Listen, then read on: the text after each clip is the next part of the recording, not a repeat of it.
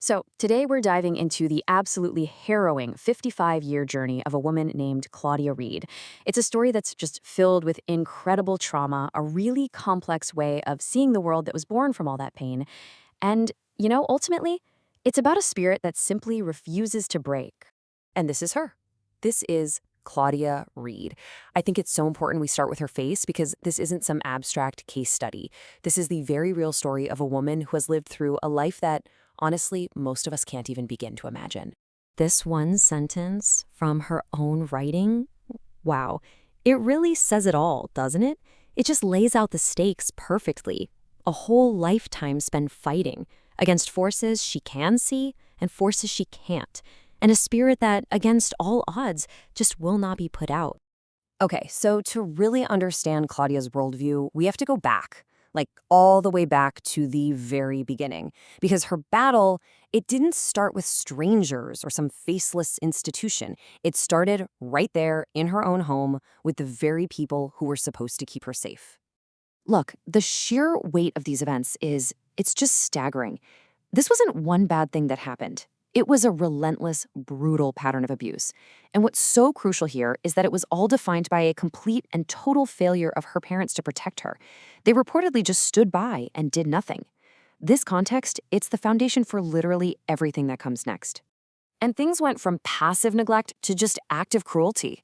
After her dad left, the huge responsibility of raising her siblings, it fell right on Claudia's shoulders. But instead of any kind of gratitude, she was met with insults. She became the family's scapegoat. You'd hope that once she was an adult, once she was away from that environment, things would get better.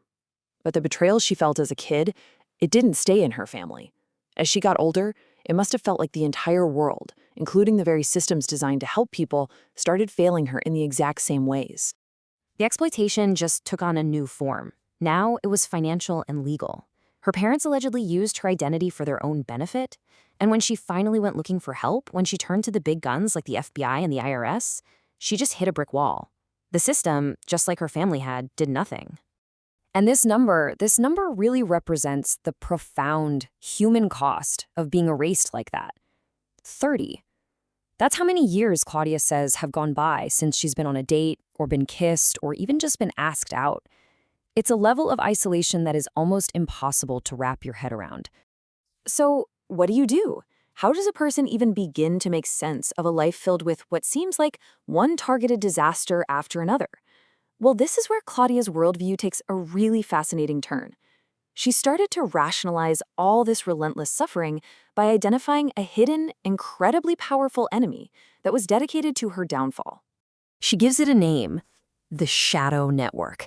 Now, from her perspective, this is not just a string of random bad luck. No way. It's a coordinated effort, a whole conspiracy masterminded by a billionaire and carried out by a firm she calls Scooter Logic, using all this advanced technology to systematically take her life and career apart. And in her mind, it's not random, it's a system. It works in specific steps. It all starts with some grudge that gets her put on a blacklist. Then these complex algorithms get deployed to make sure no employer will ever hire her. And finally, some form of mind control is used to make her totally invisible to the rest of the world. And this belief, it had devastating, very real consequences. She actually managed to open her dream business, a little tea shop, but she believes the network's attacks just got more intense until she was forced to sell it for basically nothing, just $3,000, simply to make it stop. But this is where her story pivots in a way you would just never expect. After losing everything, her career, her dream, any financial stability, she doesn't completely break. Instead, something inside her shifts, and she goes through this profound internal transformation, moving away from being a victim to finding this unique kind of spiritual victory. Instead of just collapsing into silence, her creativity absolutely exploded. 150. That's the number of books and scripts she has written and published. And even though she believes they're all being shadow banned, that not a single copy has ever sold, she just keeps creating, relentlessly. Her spirituality had to adapt to fit her reality, and it formed this fascinating, kind of dualistic view.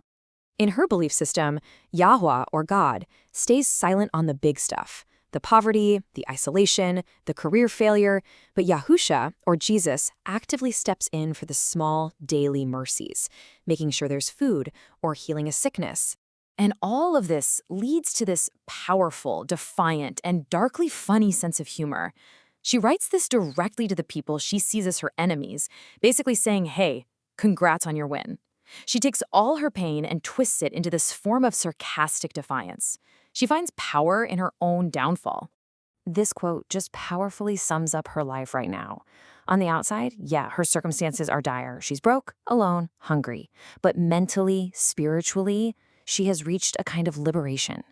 The gaslighting party, as she calls it, is over. So her story leaves us with this really challenging question, right?